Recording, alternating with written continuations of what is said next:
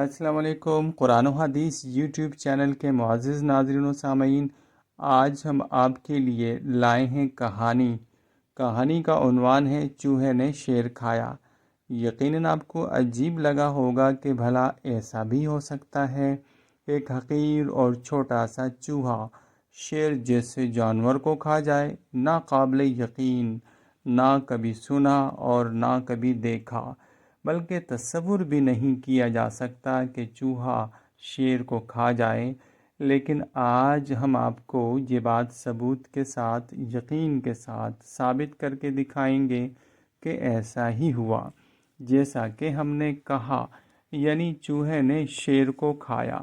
ہاں، کیونکہ یہاں چوہا ایک حقیقت ہے اور شیر کی محض شکل ہے۔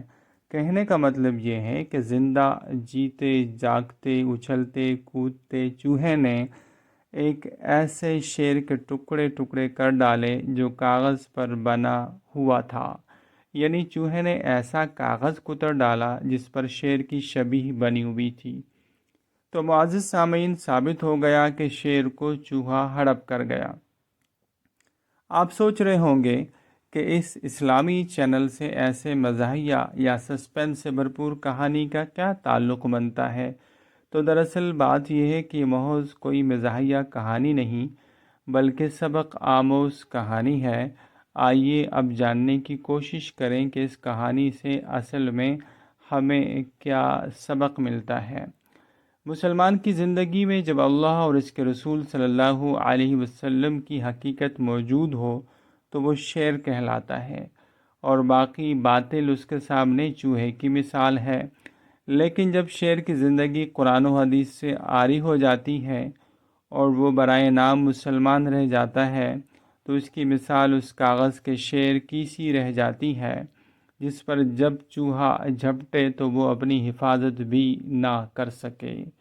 آج فلسطین کے تناظر میں یہ مثال تمام اہل اسلام پر صادق آتی ہے کہ اسرائیلی چوہے اہل اسلام کے کاغذی شیروں کو للکار رہے ہیں، لیکن مجال ہے کہ شیر میں جنبش پیدا ہو، وہ تو شباب و رباب میں مدہوش ہو چکا ہے، میدان کارزار سے بیگانہ ہے، تلوار اس کی زنگ آلود ہو چکی ہے، کیونکہ وہ اقبال کے اس پیام کو بھول چکا ہے: آ تجھ کو بتاؤں تقدیر امم کیا ہے، شمشیر و ثنا اول، طاؤس و رباب آخر۔